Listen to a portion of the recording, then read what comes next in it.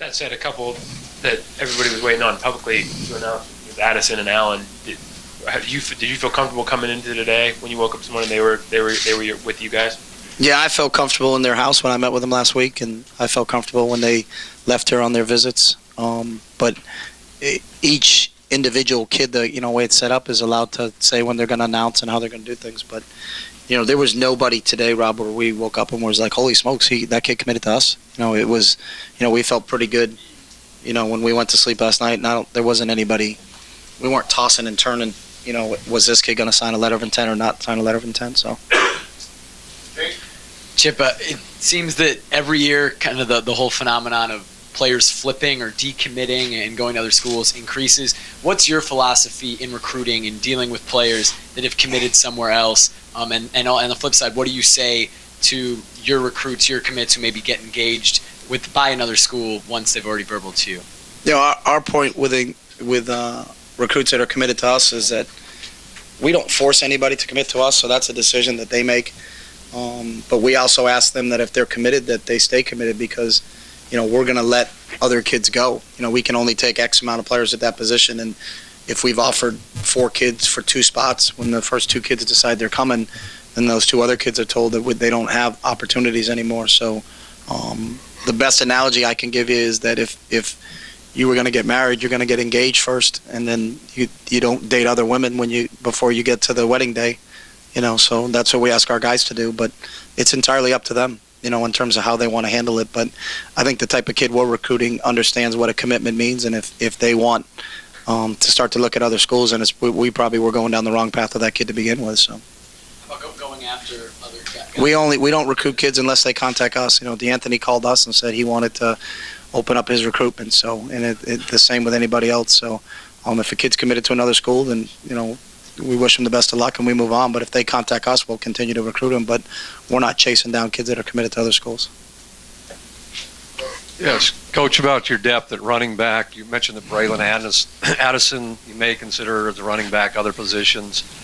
Could you comment on D'Anthony Thomas as a between tackle running back? I know a lot of fans, and I know fans don't know what you know, kind of shudder at the idea of him being a in between the tackle type running back. I'd like to see him at slot. So do you have the depth, or are you encouraged with a guy like walk-on like Ayala, how you pronounce his name again? But Ayala Ford. Is that reason maybe you didn't get another running back, or just weren't guys? No, we have to get people that we believe fit. So just to take a guy for the sake of taking a guy. But I will caution all those fans that the one time in the Rose Bowl that he ran the ball between the tackles, I think he went 91 yards for a touchdown. So if they don't want to see that, then we won't do that anymore. So I'll make sure that what touched. Yeah, because he's really good.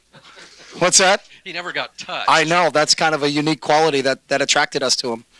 He has the ability not to get touched.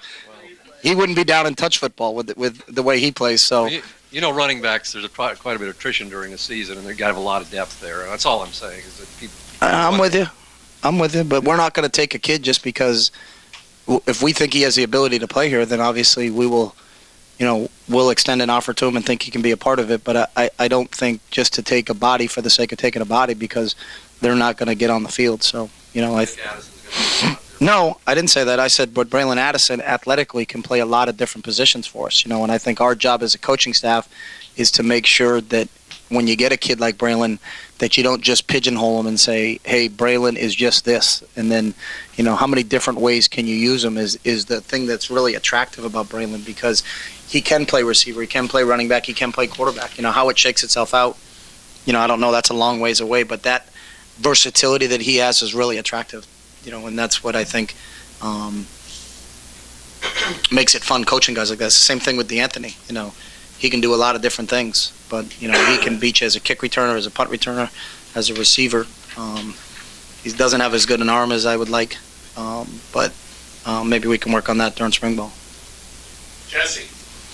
Hey, Chip. How has recruiting changed since you've been here, as far as the athletes' homes that you and your staff have been able to get into? That's a good question.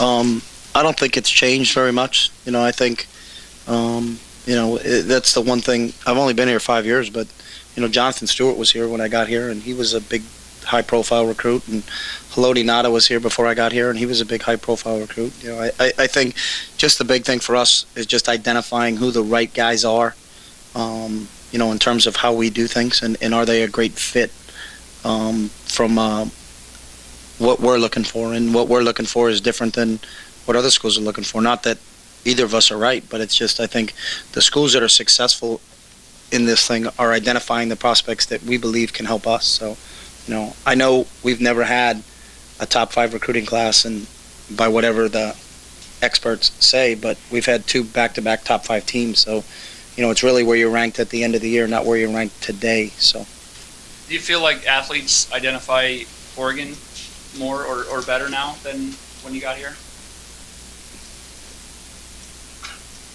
good question. No. You know, I think it goes into that phenomenon is that every year I've been here, it's been the greatest class ever, you know, and then the next year it's like, this is the greatest class ever, and then next year this is the greatest class ever. So, you know, when I got here in 2007 and was recruiting as the offensive coordinator, everybody was very receptive to us. You know, it still really comes down to the same base things most of the time. You know, location is a big deal, you know, and there's a lot of attraction. You know, we have a huge name throughout the country, obviously, with our success, but sometimes when push comes to shove with some kids, distance ends up being a factor. But for maybe a Jake Fisher or, you know, a couple of kids we've got from Texas, or, you know, the kids who came in from Ohio, or some kids from Iowa last year, you know, that wasn't as big a deal to them. But then, you know, we've had it the other way. We've had local kids that we've offered and Oregon State has offered, and they can't wait to get out of the state. So there's not I don't think there's a brush you can paint and just say everything's the same way. You really have to get to know each player as an individual and kind of find out what it is. And then I think our staff does a great job of identifying the qualities that we're looking for. And in moving on, you know, I think sometimes people wait too long or try to hang too long and think that, you know, they're not listening to what the recruit's telling them. And if, you know, someone says they want a big city and nightlife and all that, then that's fine. But, you know, and they take an official visit here, you know, they're not going to find out we're a major metropolitan city. So we're wasting that young man's time. We're also wasting our own time. We need to go out and identify someone that's a good fit for us. So. Coach, even going back to last year with recruits like Jake Fisher, Andre Irut-Regionia, and James Usher, and now this year with Kyle Long, are you trying to be more physical at the point of attack, or more dive plays possibly?